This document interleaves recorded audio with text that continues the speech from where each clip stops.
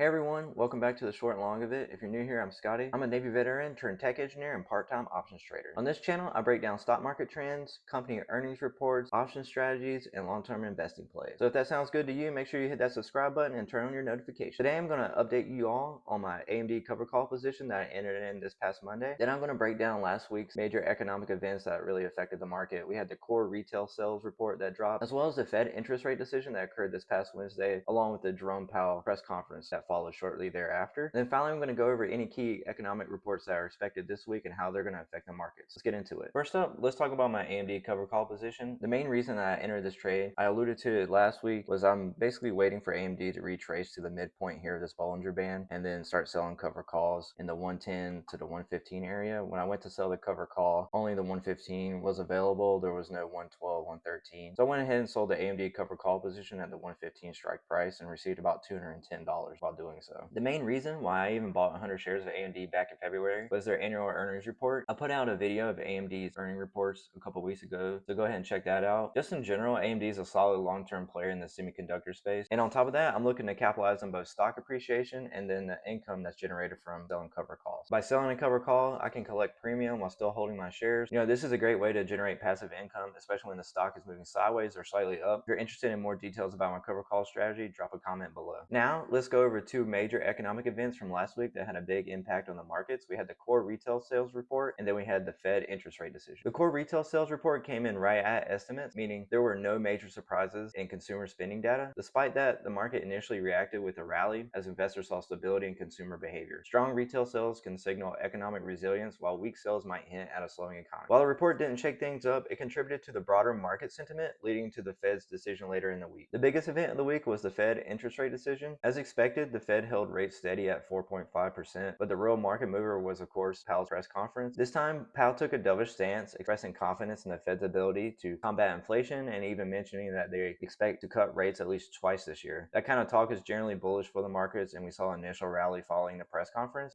However, the rally was short-lived due to concerns over potential new tariffs from President Trump, which of course introduced fresh uncertainty and tempered market gains. So while Powell's comments were supportive, external factors really kept the market from fully taking off. However, this week was the first green week for the SPY in over 4 weeks, right? So we had 4 red weeks in a row, and this week we actually ended up slightly green. Now let's look ahead at what's on this week's economic calendar. There are 4 key reports that I'll be watching closely. Right away on Monday, we have the S&P Global Manufacturing PMI report. This report gives us insight into the health of the manufacturing sector. If the number comes in strong, it could suggest continued economic expansion, but if it shows weakness, it may indicate that the higher interest rates are really starting to slow down industrial production. And then on Tuesday, we have the CB Consumer Confidence Report. Consumer confidence is a big one because it directly affects spending behavior. A strong report suggests that people feel secure about their finances in the economy, which supports corporate earnings. A weaker report, on the other hand, could signal that consumers are becoming more cautious, which could lead to a slower economic growth. So Thursday, we have the GDP report. It's a major indicator of economic health. A strong GDP print would reinforce the idea that the economy is holding up well despite the high interest rates. But if GDP growth slows, it could increase recession fears and impact the Fed's decision making. And then Friday, we have the core PCE price index. This is the Fed's preferred measure of inflation, and it's a key data point for determining future rate policy. If core PCE comes in hotter than expected, it could mean that the Fed will be forced to keep rates higher for longer, which would likely pressure stocks. If it comes in lower, markets could rally as traders price in a higher chance of those rate cuts that Powell mentioned. So keep an eye on these reports. They'll be key drivers of market volatility this week. If you're trading options, watch implied volatility around these events, as they could create big swings in the market. So that's all I have for you today. Let me know in the comments if you're watching any of these economic events or if you're just trading around them. And if you're holding AMD, I'd love to hear your thoughts about where you think the stock is heading next. And as always, be safe in the markets, and y'all take care.